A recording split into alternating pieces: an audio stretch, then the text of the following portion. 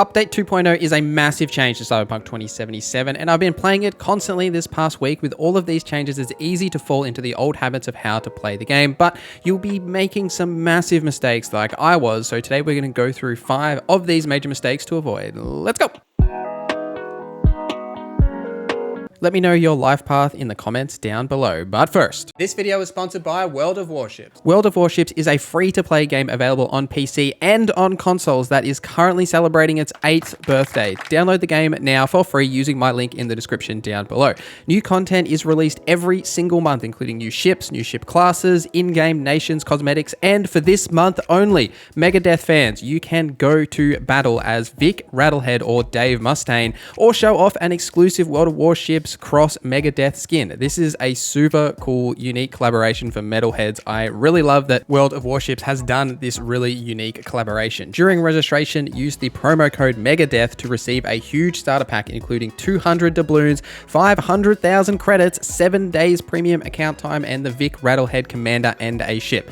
World of Warships has more than 40 unique maps with dynamic weather, plus updated, stunning new water effects and textures. You can jump into those open seas with history's most iconic battleships, destroyers, aircraft carriers, cruisers, and submarines. You don't get to your 8th birthday without a passionate and dedicated fan base. So join the action in-game, participate in discussions on the forums or official Discord server, tune into the live streams or participate in tournaments. Download the game for free using my link in the description or the promo code Megadeth for that massive starter pack with the Megadeth Vic Rattlehead commander and a free ship. Thank you World of Warships for sponsoring this video. The first major mistake is that Cyberware is everything now. So previously in all the other updates in OG Cyberpunk, you could kind of get away with not participating too much in the Cyberware system because your armor was all linked to your clothes and you find clothes everywhere, so you could sort of organically increase your armor and your resistances via that method, plus the different stat bonuses you can get from that. And then Cyberware was sort of like the cherry on top, right? If you wanted to really like make a min-maxed or like really interesting build or use any of, you know, the different unique aspects of Cyberware. Now, however, your clothes are just clothes and everything else comes from Cyberware, that being all of your stat bonuses from the different pieces of Cyberware and your armor, and the armor is the critical one here. So as part of your general gameplay loop now, every so often, like every couple of levels or so, you should be returning to a Ripper dock so that you can improve your Cyberware, increase your armor, whether that be by increasing the tier of your new Cyberware pieces, which you can do, or just like adding different pieces to your set. Now I'll have a full video breaking down like the best Cyberware pieces and, you know, the different ways of how this whole system now works, but I just wanted to point out here that I was completely ignoring Cyberware because on basically every other playthrough, it was a little while before I even invested into Cyberware. Like, you know, I'd get up a few levels, get a fair amount of eddies, and then eventually I'm like, all right, I'll go to a Ripper dock and actually invest in the system. But now, like, the Ripper docks are a critical part of the gameplay loop and you need to go there. And they also have expanded inventories with not only a bunch of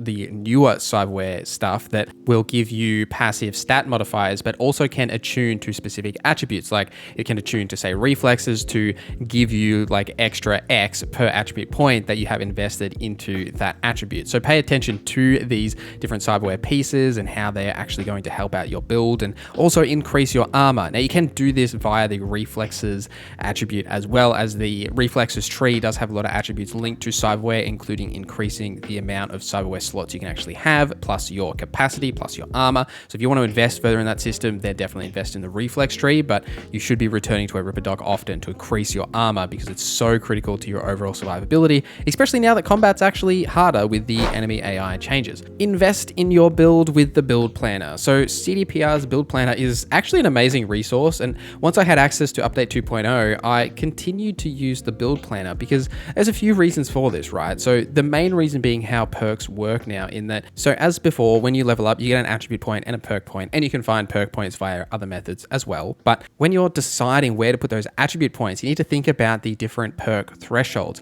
So for each of these skill trees, at level 4, 9, 15, and 20, you will unlock that next tier of perks. So in the early stages of the game and up until, you know, about like level 20, 30, etc., you'll be wanting to invest those attribute points into 1 or 2 trees so that you can unlock those higher levels of perks. And the same goes for your actual perk points, because to unlock, as you are progressing through those perk trees, to unlock the higher points in those trees, you need to have invested in the lower points and then connect them up, right? So you want to be investing in maybe 1 or 2 attributes first and then spreading the wealth around, and trying to avoid that sort of like decision paralysis where you're not really sure exactly what you want to invest into, and you're sort of like spreading those attribute points and perk points around. So having a clear view around what your build's going to be and what you're trying to focus on is really important, especially with the skill changes as well. So now there's only 5 skills, being Headhunter, Netrunner, Shinobi, Solo, and Engineer.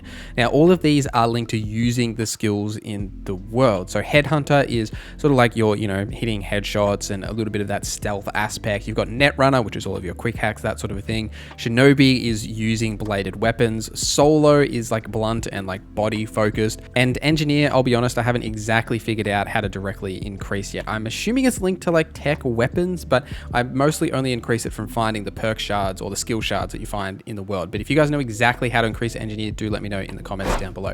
All right, next let's talk about weapons. So weapons have changed. Now, occasionally you'll actually find broken weapons. When you defeat enemies, their weapons will be broken. This is a economy like mechanic so that you don't pick up all the weapons and sell them, because pro tip, the weapons are worth a ton of money, and it's a great way to make money is by selling them. So anytime that you find, higher tier weapons, definitely pick them up and sell them. But also the main thing that you will be looting is like crafting resources and weapon mods and the occasional like quick hack mods. And then there's some other like shards that you can get for various buffs as well. But the one thing I wanted to point out here is just how that economy of picking things up has changed, because you're not really going to be picking up clothes all the time, because they're not really necessary, because clothes now are just cosmetic. You don't need them for your overall like build and increasing your power. So when you're looking for different weapons in the world, or whether you're buying them and what have you, you'll mostly be finding weapon mods. Now you should still be modding your weapons, and that process hasn't changed in Cyberpunk update 2.0. So when you go into the menu, you can then go into the weapon modding screen there and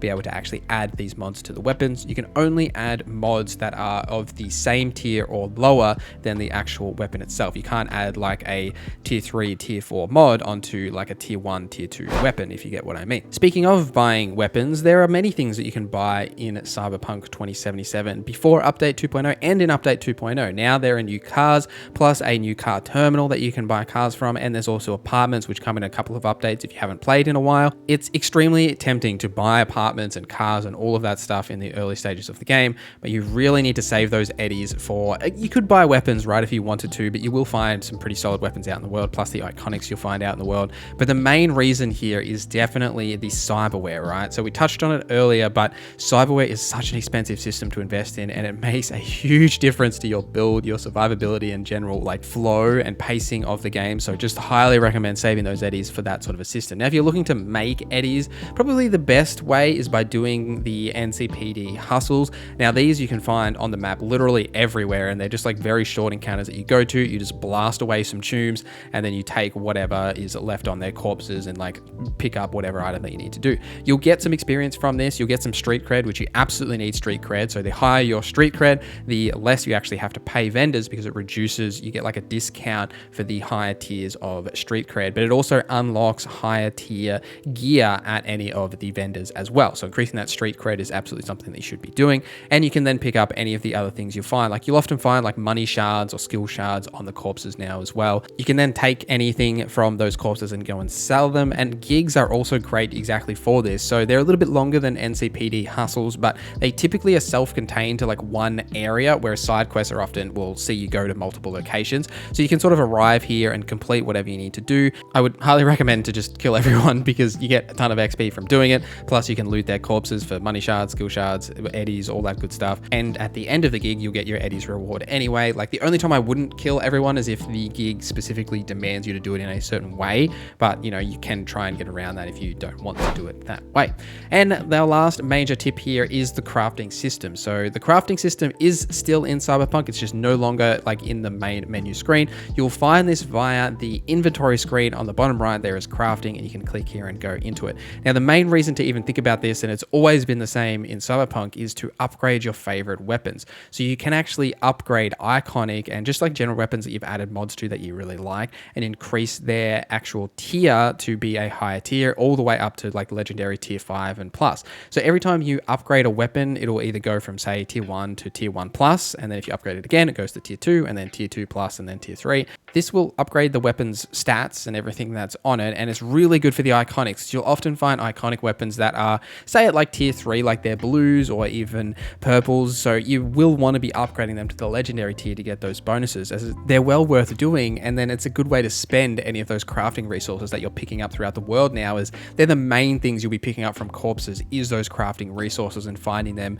around in different chests and that sort of thing, because you won't be finding, you know, clothes and weapons as often, as they seem to have been tapered back a little bit in favor of actually just finding these resources. Now you can also break down any weapons and things that you find into their actual resources as well if you don't want to sell them, but would recommend to sell them unless you're specifically gearing towards like doing certain upgrades just because they're worth so much money. But you can also craft ammo in here, so if you are stuck without ammo, you can go into the crafting system and create your own ammo there. You don't have to go and find it throughout the world or go and buy it from vendors, so it's worth pointing that out too. Also, if you need to prepare for Phantom Liberty, there is a video you should check out right here. Thank you World of Warships for sponsoring this video. Thank you guys for watching this video till the end. Thank you to our members for supporting the channel. My name is Norza, and I hope you have a great day.